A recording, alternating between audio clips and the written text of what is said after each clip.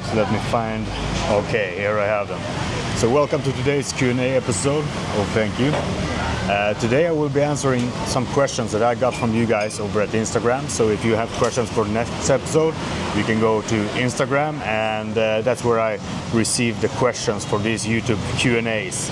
So I got a bunch of them here, and this is gonna be a fun one. I just hope it's not too loud here. It may be too noisy. Shit. I had to delete videos before because of that problem. Alright, solution. I'm holding the microphone manually. I never do this, so this is the first attempt, but I think I can do it. So let's just start, okay? So I got some questions from you guys, and then I wrote some to myself because this time I didn't get many questions. Like, what the fuck is up? Come on. Isn't there things happening in my life that you can ask about? Come on, please support your brother. Let's start here. Biggest regret in life regarding girls. Oh, and this is my old friend, right? So I never met him in reality, but we've been keeping in touch for a while. Biggest regret regarding girls. Here's the thing. If you're a man, this is my opinion, okay? You're free to disagree.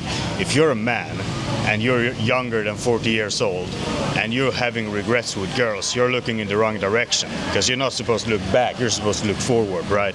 So do I have like any regrets? You know, no I don't. No regrets. That's fucking all. I dodged the bullets, okay? I ended up with a couple of really nice girls throughout my time, and I'm just really happy with everything that has been and everything that will be.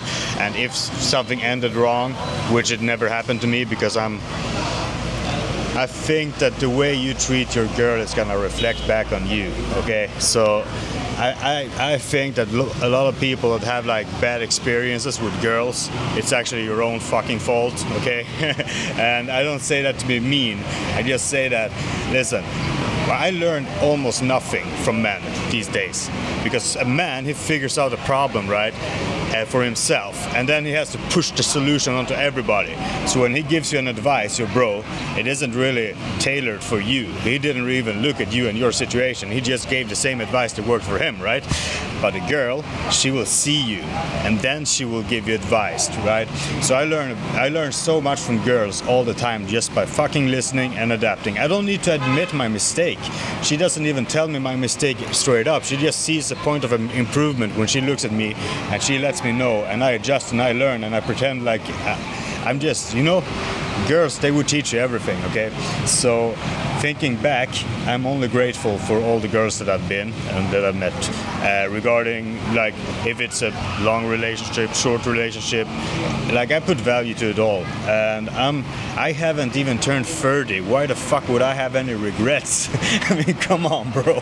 I got my whole life in front of me, and I have the best years, because something is switching right now in my life and my career, okay? I'm actually fucking taking off. I've been grinding really hard for a really long time, and finally I feel like I reached the point where the Matthew principle would just send me straight up, okay? And that happening at 30, right? Imagine my future if I can just manage to be on the right side of the Matthew principle and just become really successful because of all the work I put in my 20s. I mean, why would I look back? Like, just meet as many girls as possible, and the right one will stick. That's what I'm thinking. So no, I have absolutely no regrets, and I will say I dodged bullets, and I dodged some that actually were not bullets. So I dodged some girls that I probably should have done it for their, you know, for their sake. You know, it was unnecessary to reject them when they wrote. I mean, I could have given them something, right? But like, I do believe that I have done everything the way I should have done it, and I have always tried my best to carry myself the best. And I would be really disappointed if any of the girls that I've been with would lie or make up a story when everything actually was really good. So I don't believe that they're gonna put me in an Andrew Tate scenario where they try to use girls against me, because I always treat girls really well, in my opinion. Alright, so I'm gonna read these ones in Swedish, and then I will translate them, and you in the comment section can tell me how I fucked up the translation so everybody knows. Återigen, stor eloge till dig som vågar denna resa. Vad ligger din... fuck, nu fuckar jag upp här på mobilen, vänta. He's asking, I think he's asking about the food prices. but I have to bring it up. Give me 1 second. Okay, yeah, he's asking about the food prices. So if I live like a bodybuilder, a strict chicken and rice bodybuilder, it's 50 crowns per day. So $5 a day, that covers my chicken and rice, right? But I'm a bro as well, so sometimes I throw in a little bit of eggs. They barely cost anything, doesn't change the price. That's just to switch out the protein source. Sometimes I have salmon. It's a luxury when I have salmon because it is expensive, but it is the best meal you can possibly fucking have. And it's good in every way, it's just expensive. So 50 crowns a day, $5 a day for a normal cheap bodybuilding strict day. Now I have had the munches and I've had a lot of them, so right now I'm probably counting more like 150 per day, which is a pretty hefty food budget here in Da Nang. You can get along with that money, which I do every night, and that's a problem. But yeah, 50 crowns a day, but I think a normal human being, 100 crowns a day would be reasonable here. And that translates to 3,000 crowns per month, or $300 per month. And then you will have some freedom as well, like you can have your sauces and your spices, and you can switch out your protein sources. Shit, you can even buy whey protein at the pharmacy. Like, it's so expensive, bro. I haven't had a I paid once for protein powder, and that was at the gym I visited, and it was like really fucking weak. So not a good choice, but we love our protein powders, I know. A turn off regarding girls. I don't like to view it that way because I don't want to say something that some girl once did and then she's gonna feel bad when I say it.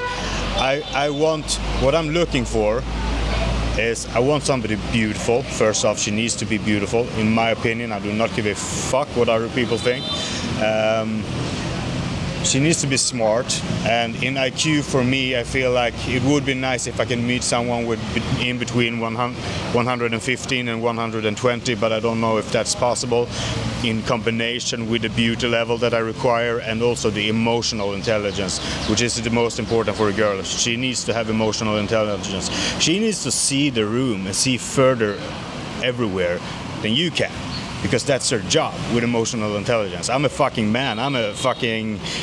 I'm doing like this, right? I cannot see everything at the same time. I cannot multitask. I do one thing and I do that thing really fucking good, right? So I need a woman with emotional intelligence, and she needs to be kind. And I think that's, most girls are kind. It's just in combination with the IQ that I want her to have. You know, every single layer you drop the number really significantly. We have like 5%, and then we have like 4%, and then you multiply that shit. Shit gets tough, okay? But emotional intelligence, I think, is a big one, and also she needs to be stable. What that basically means is that she cannot have too much energy that she needs to express. That's basically what it means, and that's why a tattoo is a warning sign. A tattoo is a red flag. Not much, like a small tattoo, sure, but if she feels like she needs to express herself strongly by getting tattoos, that's not a characteristic that you want the mom to your kids to have.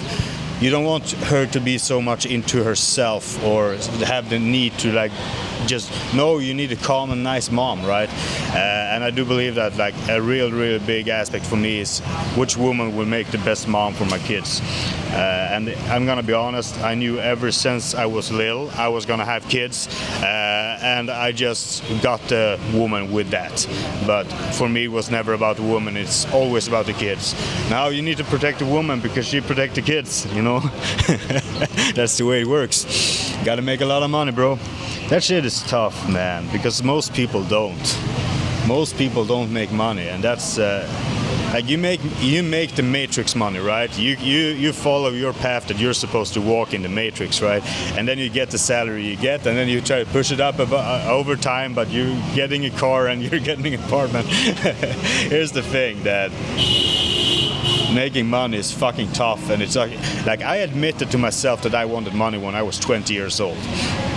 Okay, that's when I admitted. I could not admit to myself that there was any value in money, even though money, in a certain definition, is value, right? So I was blue pill in a long time, right? And making money, that shit is fucking tough. Let's try this coffee. Bro, don't even remember the question. That was good. Yeah, I like girls, and I think that if a girl misbehaves, it's 100% on you because you're the alpha. What gear do you feel masculinize and give farther voice? I don't understand. I understand the message, okay? He wants to take some sort of gear to become more of a man, right? First off, you cannot fake being a man. So even if you have a deep voice, any real man can look in your eyes and see that you have a deep voice, but that's what you got, right? You need to have the full package of being a man, right? That means that you need to develop yourself. You need to keep yourself clean, always keep yourself clean. You train hard, you eat to the best of your ability, your emotional ability.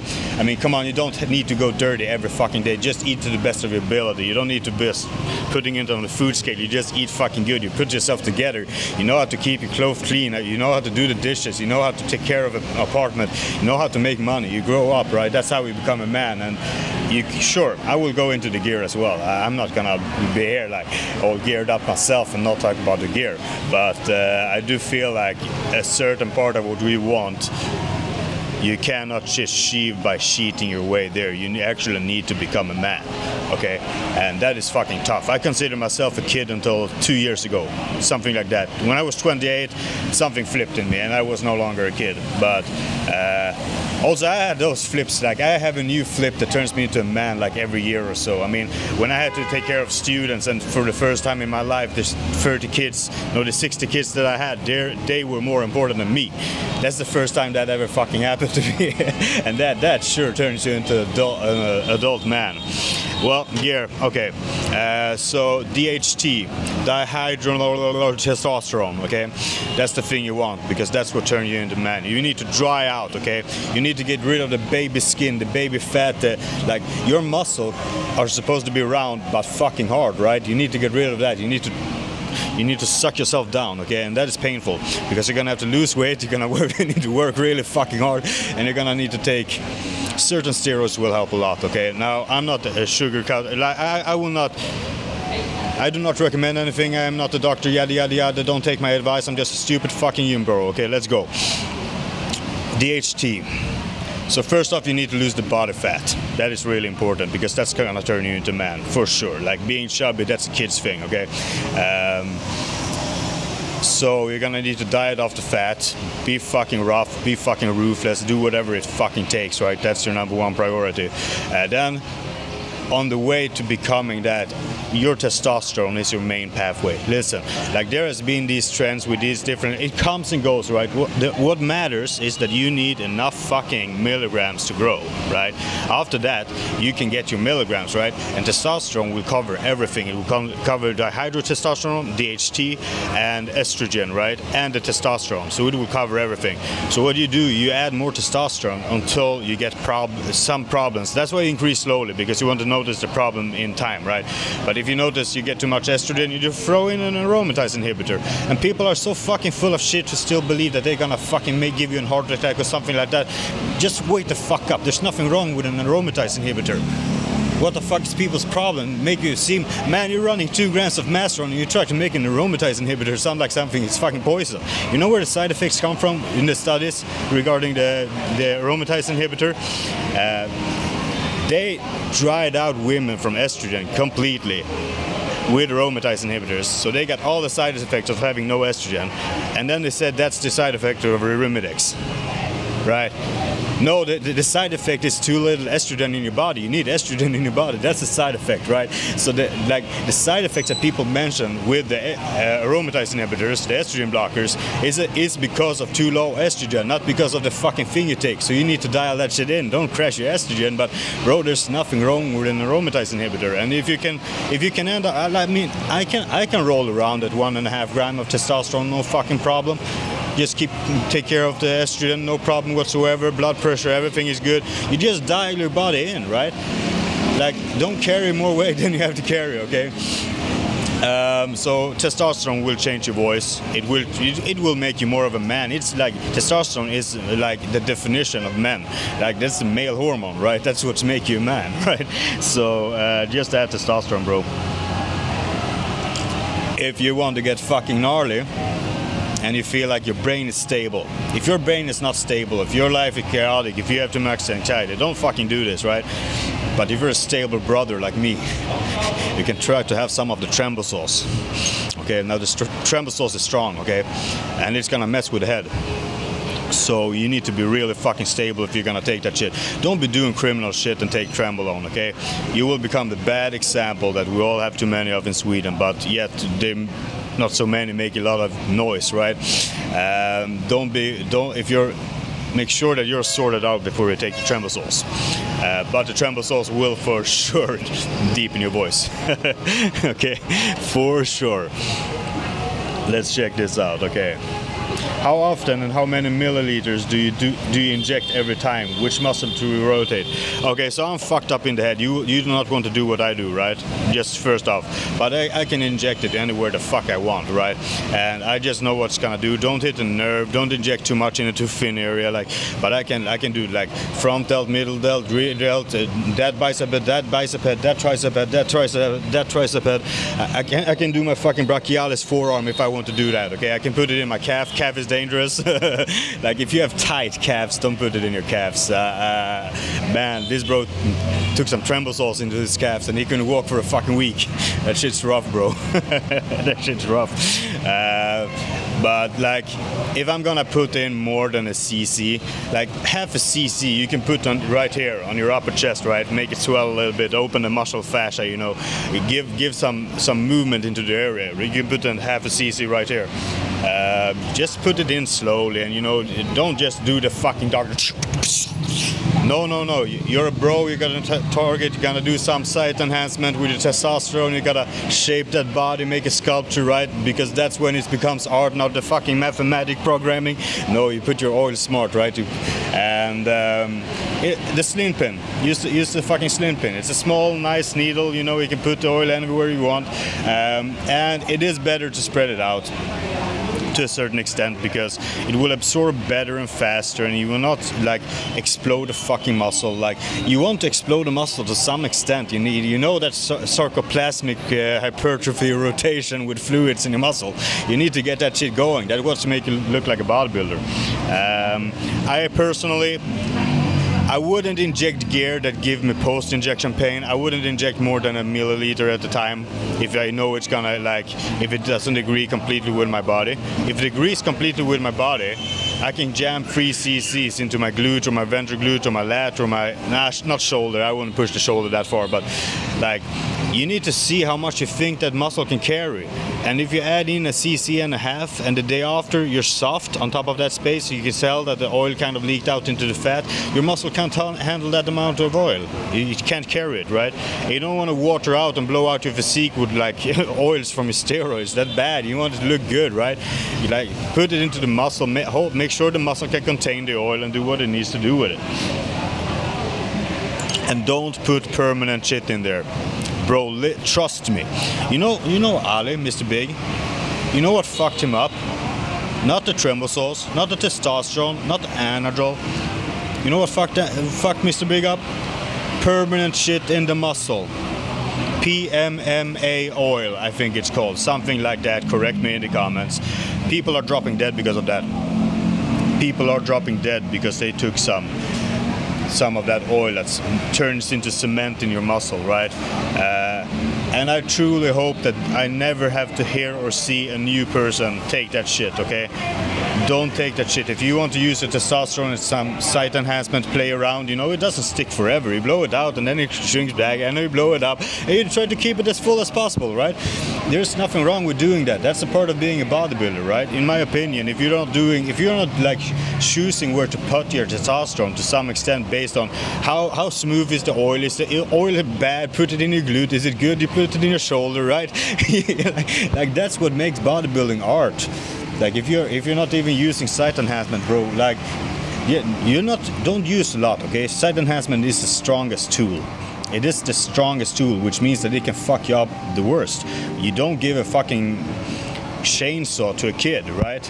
don't be a kid and don't use the chainsaw unless you're ready to use the chainsaw. You need to be patient. You need to make that shit slow. I mean, some people just jam fucking random oils into the muscle because they notice it worked. Yeah, it works, but you're gonna spill so fucking fast, bro.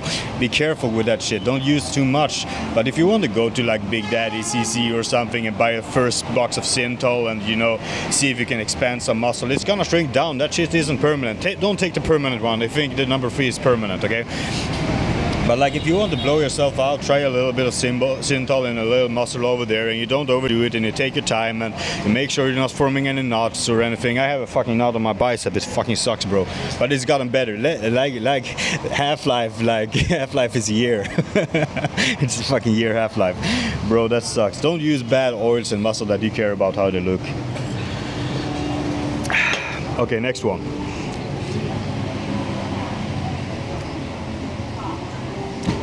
How is it with Mr. Big? Just det, svenska. Hur är det med Ali? Har du haft någon kontakt med honom? How is Mr. Big doing? Have you been in contact? Yeah, we keep in touch like every now and again. Like it isn't like we did a podcast, but the recording was shit, so we couldn't publish it. Stanley was in that podcast as well. Really good team. And the problem is that like it's difficult with the time differences. But I do know he's doing well, and I do know that he's getting better. He doesn't say that much, but I talk to Anya as well, and I get to know that way. Okay, we're gonna skip that one for a second, just because I think it's a tough one. How did it go after the True-Tide overdose? Shit go bad. Like man, today I had my first proper shit since I overdosed, which is like 10 days ago or so. Like first my stomach just turned into liquid and everything just blew the fuck out, and after that it locked itself up, and I can't fucking shit. I cannot fucking shit since I took the True-Tide overdose. And this morning, like I was gonna have a cigarette because I've gotten a bad habit, and just as I smelled it, it triggers the shit storm, right? Or the shit storm. And usually it just triggers me, and then I go to shit and then just fart. Can't get anything out.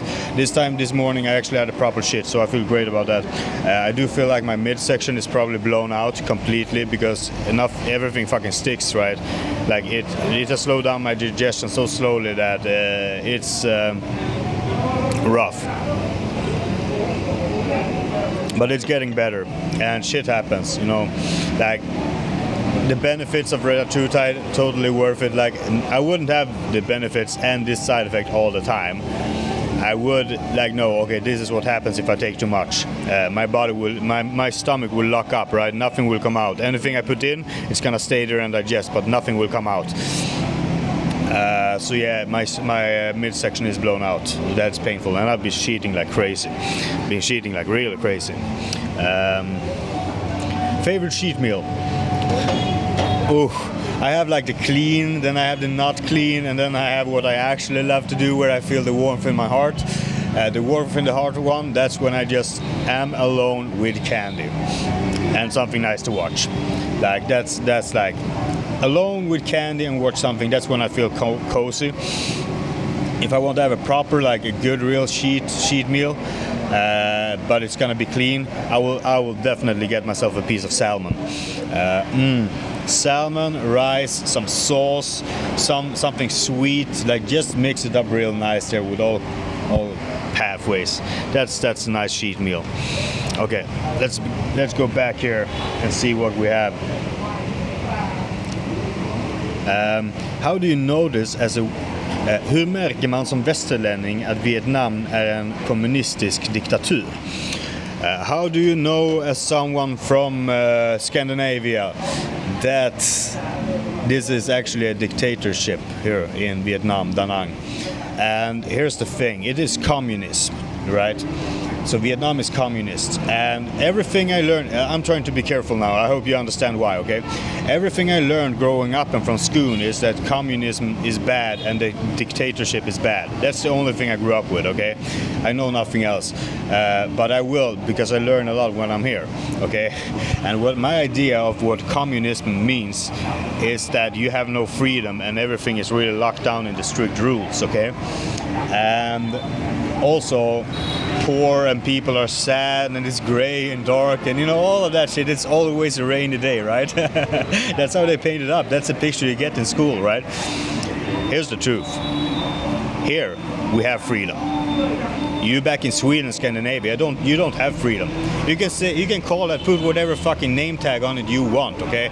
I am free here. I can do whatever like I just act properly among human beings. I make sure that wherever I go, the people benefit. That's the only thing I do. Wherever I go, the people benefit. That's what I make sure. And here I'm free. I am free here. I am not fucking free in Sweden. Man, their anxiety is through the fucking roof, bro. I take the long way home to see if the police is there waiting for me around the fucking corner, bro. It's tough. That's anxiety, bro. That's anxiety right there. And I have nothing of that here. Nothing. And people are nice. People are happy. Everybody's warm. Great treatment. Like, I will say a couple of things actually. I will, because I'm gonna be honest, and I hope I don't say anything that I'm not allowed to or supposed to. But I do feel like they need to improve their education system a bit. I do believe that they need to catch up, and I don't say that to be mean because I love the people here, but I do believe that the education system can get improved. Other than that, no, bro, I'm free. You're in the prison. Back in Sweden, that's the fucking prison. How do you feel with the new... hur känns det med nya vänner I Da Nang? Kör starkt. How does it feel with new friends in Da Nang? Go strong. Man, like, it's so easy to make friends here. Like, all of a sudden I'm speaking to someone new and I don't even know how it happened. And that people ask me on WhatsApp and all of a sudden you have a new friend. Like, it's amazing. Like, it's so easy and so smooth to make new friends here, and everybody I meet is always really nice and cool. So you have seen my friends here on the channel, you know, and you notice how well everything is going because people here are just good and open-minded and they don't look for trouble. So yeah, I love it here, and I meet new people all the time. Where do you start if you want to understand how the metabolism works? Okay, it starts with food, okay? Now, you have your biological, hormonal, everything of that, thyroid gland and T3 and T4, and you have all of that shit, right? Let's just focus on what's actually what we're gonna do in practice, okay? View your metabolism as a fire. So you have this fireplace, right, with sticks burning and everything. That's your metabolism. And every time you eat, you throw something in there. If you eat a big meal and it's really heavy, like fucking pizza, you throw in a big stock of wood in there, okay? Do you think that big stock of wood that's really thick and heavy is gonna catch on to the fire? No, it's gonna suffocate the fire, right? It's gonna take the fire down, make it smaller. That's like the big sheet meal. Now, that works if you're really fucking depleted, but that's different, okay? If you add in, let's say you eat sugar, you just throw some fucking sparkling fucking things on top and you go, and then it's gone, okay? It doesn't affect the fire. The fire just eats it up, but then it's gone, okay? And then you take a proper chicken and rice meal, and you have like perfect sized wood, dry wood with some fucking bark on it or whatever it's called from the tree, right? And that catches on fire really nice, and it's burned stable, and then it makes the fire bigger. When the fire gets bigger, your metabolism improves, right? And that's the reason you never want to suffocate your metabolism, and that's the reason why bodybuilders eat more than 4 times a day, because we never want to suffocate that. All right, we are back. So the camera SD card got full. I transferred the files. I took off all the files from the SD card, and then it said it was full, even though I had nothing on it. So I just had a trip to this place here. It's called the Vincom Plaza in Da Nang in order to get a new SD card, but apparently the SD card just needed to be reformatted. It needed to be upgraded, you know. So now we're back on track. I'm gonna find myself a coffee and we'll continue the Q&A.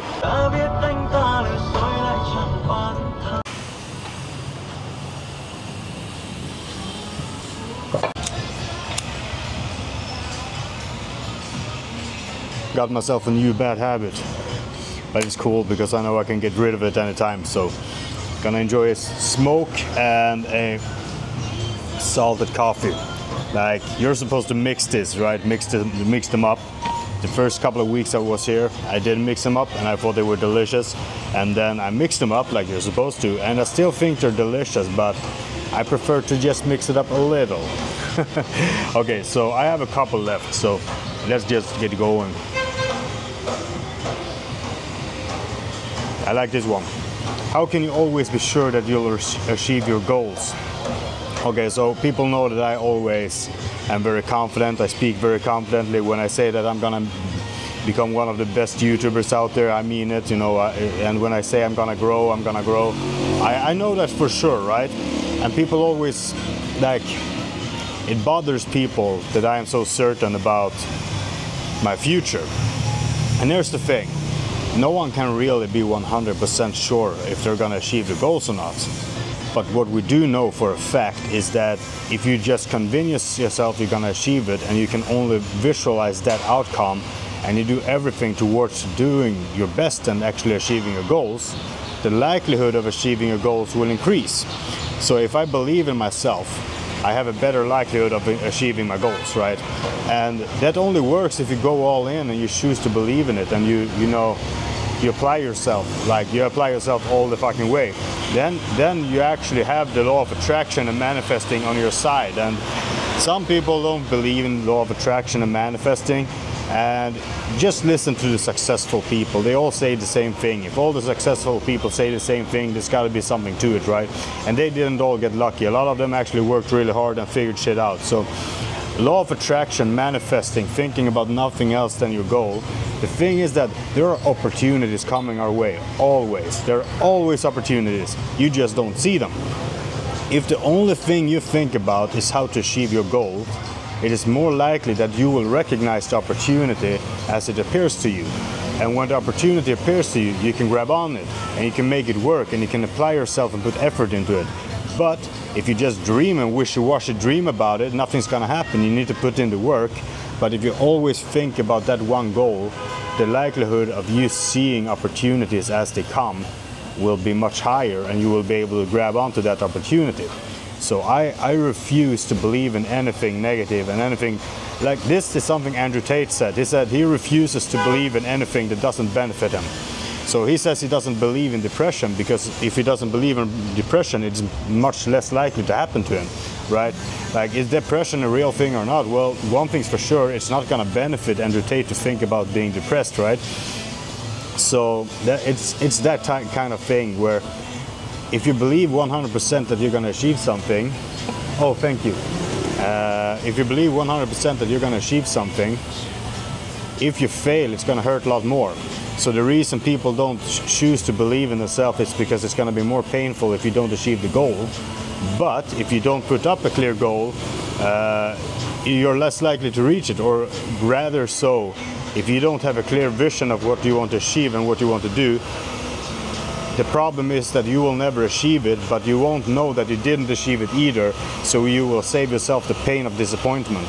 And some people always try to be like, when I say I'm gonna do this, I'm gonna do that, I'm gonna achieve that, I'm gonna have that, people look at me and my friends want to tell me, well, don't think too much because you may get disappointed. And here's the thing, I'm a strong man, I can get disappointed. I can always handle disappointment. I'm gonna go all in and I can handle it if I fall flat on my face. But I cannot accept the fact that maybe I had a lesser likelihood of achieving my goals because I didn't apply myself. Okay, so for me it's always worth applying myself and believing my goals, even if it's gonna hurt more if I fail. And I believe that the reason most people don't achieve the goals is because they actually haven't really set down what the goal is. Like, they haven't been able to define it. There are like 10 different things floating around that they want to do. Of course you're not gonna get one of them. You're not gonna achieve anything if you have like 10 different goals. You need to have one goal and you need to apply yourself and you need to make that goal very clear. And that's what I'm doing. So like, that's what I'm striving for. And I choose to apply myself 100%. Next one. This is also a good one. And I get this a lot actually on the DMs. Advice for aspiring YouTubers. And if you want to get going with YouTube, first off you need to be real with yourself. Like, are you doing it to become a full-time YouTuber, or are you just doing it for fun, or are you doing it to show your friends and family? And some people will be like, well, I want to do YouTube, but it's not really for anyone else but me. Well, why are you showing the YouTube video? Why are you uploading it to YouTube if it's not about, like, I think that here's the thing, the faster you can do the red pill shift and actually tell yourself why you want to do it, the better results you're gonna get. So if you like really want to live like a YouTuber, you want to be a YouTuber, but you haven't really said it out loud, you haven't really been able to admit to yourself that maybe that's the job you want to do, well, then you're not gonna work within the realms of reality of achieving that goal. And if you want to do it for fun, just for yourself, well, try it out. Do it with your cell phone. You don't need equipment. Just try it out, do it, and watch the video for yourself. Or send the video to your family members or something. Or upload it if you're really happy with it. But if you want to, and then you do it when you feel like it. If you want to be a YouTuber, that's like back in the days when kids said that they wanted to be football players, right? People look at it like it's a game, because for most people it is a game. Like playing soccer, or like playing soccer is a game, right? For most people, but not for the ones who succeed. For them it's a job. It's been a job for many years before they achieve it, right? And here's the thing, like if you want to becoming a YouTuber, it takes a lot of work, and if that's what you want to do, that you should do it and you should apply yourself. But if you just want to do it to yourself for fun, just be real with yourself about it, so that when you upload a video and you only get 4 views, that you don't start crying, right? Because the truth is that you're not going to get many views in the beginning, and you need to make a lot of videos. And I probably made a lot more videos than I actually had to. I could probably have made less videos and achieved similar results, but I really couldn't, because what I gained from making so many YouTube videos was that I became good at making YouTube videos. I know when to cut and when to not cut. I know when to, this is like a pretty clean podcast, right? And sure, I could edit it more, but it's not gonna make the video better. I learned that the hard way. I was like cutting this shit, slicing it up all across, all over, like doing that thing just to learn how to edit and learn to do that thing. And now, like, it takes years to know when to cut, when not to cut, what mood to keep in, what to keep in, what to keep out, what pisses people off, what doesn't piss people off. Like, it takes a lot of work. And if you want to be a YouTuber, if you can't make a video a day, I don't think you're even in the game. Because it's not that you need to make that many videos for the YouTube algorithm, you need to make that many videos so that you can learn the skills. And I've done a lot of YouTube videos. You can go into my YouTube and see how many videos I uploaded, and you can divide that over like years, right? So I do believe that just getting going, right?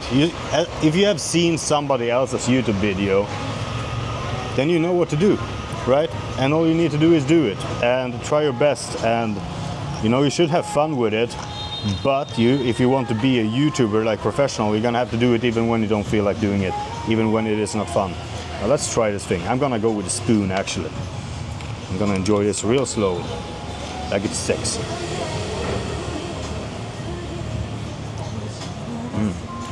It is good. Yeah, I'm gonna take my time with this one. Next question. Can you explain growth hormone? Wow. Like, a lot of people want to take growth hormone in order to build muscle. And growth hormone, it's a little bit more of a cosmetic thing for bodybuilders, right? Of course, it's gonna make a difference and you're gonna grow more muscle. But I think that some people have been too caught up with the mechanics of what it does compared to actually looking at what it does. Want to look young, beautiful? Yeah, it's gonna help you. It's gonna make your skin better, it's gonna make your hair better, all of that. It helps you recover, basically. That's what it does, and it helps you build. So imagine building a city, right? And you're gonna put up buildings, and you're gonna make roads, and you're gonna do streets, and shit break down, so you need to repair that. Like, without growth hormone, you put one piece at a time, you put one brick at a time to build a building, right? With growth hormone, you go to the construction site and you just put up a wall that's already finished. And then you can do the same thing with the road. Okay, here we're gonna need a road. When you got everything prepared, you just smash it on instead of having to, do it the long way. And that's basically because growth hormone is one really long chain of amino acids. And within this chain, there are different patterns. And some of them patterns are like walls that you put up to build a building. Some of them patterns are like to make the floor and the roads and the street. And some of them, like, they're all for different things. And that's on your body. That is like your hair, your skin, your nails, your muscle, everything. Right? Now there is this sarcoplasmic effect that it has. First off, I think that everybody needs to be aware that everything is always temporary. So if you carry a certain look with the growth hormone, you're not going to necessarily keep all of that look when you come off. You may be able to keep some of the look when you come off, some not. Here's the thing, it burns fat. That's the first thing you need to realize. So it burns fat and it increases your blood sugar because of the energy from the fat. It becomes energy in your body and it increases your blood sugar. What happens with higher blood sugar is that your muscles gonna get filled up better. So your body gonna shove that into your muscle. Now there is also this thing called IGF-1 that comes from the growth hormone, which is gonna help your muscles get fuller. It's gonna fill up your muscles and it's gonna grow muscle. It's actually gonna put on muscle tissue. So it keeps you fuller and it burns fat. Now the thing that also happens when you have higher blood sugar is that if you imagine you eat too many carbohydrates, you're gonna become soft, right? You're gonna have a softer look because you have more blood sugar, you have more energy to store on your body, which does mean that there is a likelihood that you're gonna carry some water when you use the growth hormone, especially if you're like bulking and you're eating a lot of carbohydrates as well. So you're gonna get a rounder, fuller look and slightly softer, even though you are burning fat. You are burning fat, but you're not necessarily looking harder always in case you're on the growth hormone, because it's gonna fill you up like you're eating more carbohydrates, right? Let me have a sip here.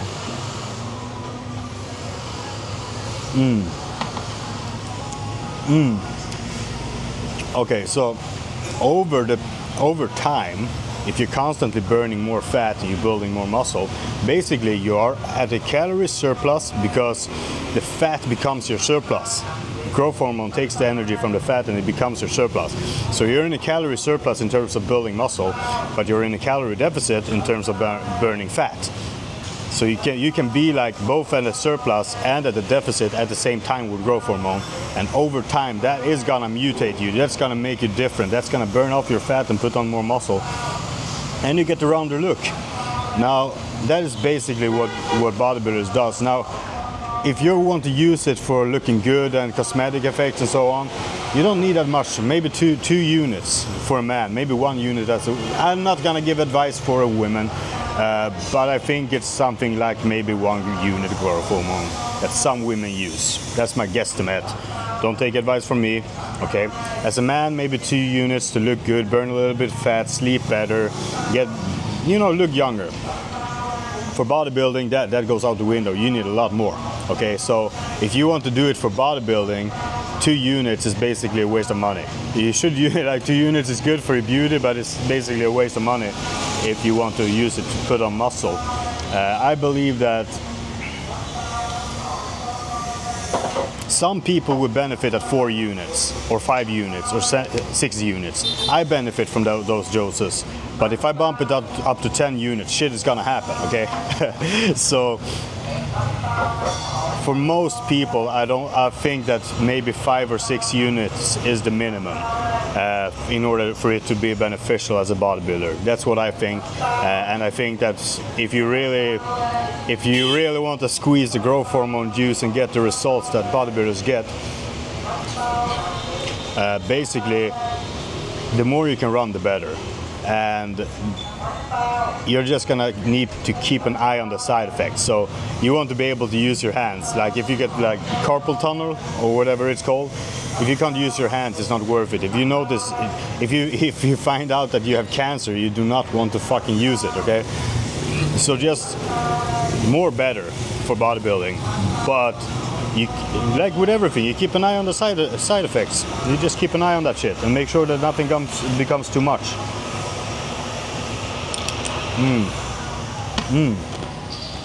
I think I got maybe 1 or 2 left. Let's see.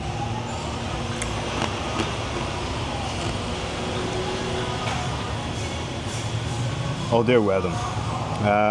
Oh, this one always comes up. So there is this Swedish bodybuilder, YouTuber, influencer called Martin Gunander. And basically he's being accused constantly of taking steroids, right? Which is a obvious accusation because he is a big dude, okay? And he's not fat, but he's not ripped either.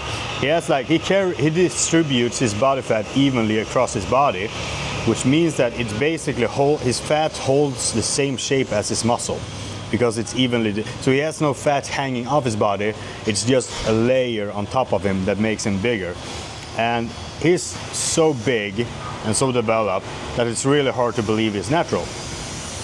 But I mean, come on, let's be fucking honest, okay? Like, the dude isn't 100% natural. Now, where you draw the line is where you draw the line, right? Do I believe that he could pass a drug test? I mean, yeah, if he got some time ahead, I mean, I can do it too. I mean, the only thing is that I'm not gonna dig myself into a lie. Well, I do believe that he's not running crazy shit, okay? And as he got smaller and more ripped, as he burned fat, he became a lot smaller, based on what I've seen. I haven't looked at him up in a long time, but he looked bigger than he was because he carried the fat in the right places, okay? Now, he is a big dude, make no mistake. Like, he's like, from a genetic standpoint, he's for sure got better genetics than me to put on muscle mass, okay? Like, for sure. Now, how much is muscle, how much is the fat that is just carrying the right way? He is gifted regardless. That's what people need to realize. He is gifted, and whether or not he is natural, why the fuck does it matter to you? You can't do what he does regardless. You can take a bunch of gear. Like, most people who take gear don't look like him. So at this point, I just feel like, what are you trying to accomplish by accusing him? Like, if you live in Sweden and you think someone should be open about taking steroids, you're clearly fucking asleep, okay? You have no idea what's going on if you think that people in Sweden should be open about taking gear.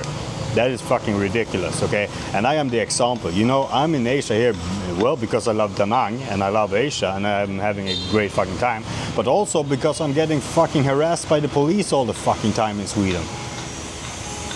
Right? Because I'm honest. And saying the truth is usually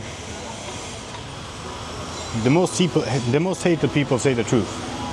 Now, I'm not claiming to know everything about everything. I'm just claiming to say my truth, and I have been through a lot of shit because of it. Is he natural or not? If he says he's natural, you have to respect that shit. When are you going to Thailand? And which city do you want to visit? I just came back from Bangkok. Well, just came back, but I came back from Bangkok recently, and I had a great time in Bangkok, and I for sure, like, I want to go back there again. So I'm thinking maybe next time I have to do a visa run, no, a border run, because I have to pass the border every 45 days. 45 days. I've been considering, you know, traveling many different places, but now I just want back to Bangkok. Isn't that funny? I just want back to Bangkok. So yeah, we'll see. We'll see. Like, I know there are many different places, and there would probably be a ways to go to the same place again. But hey, who knows? Who knows? Thank you for watching the video. If you enjoyed the video, please like, comment, subscribe, and I'll see you in the next one. Peace.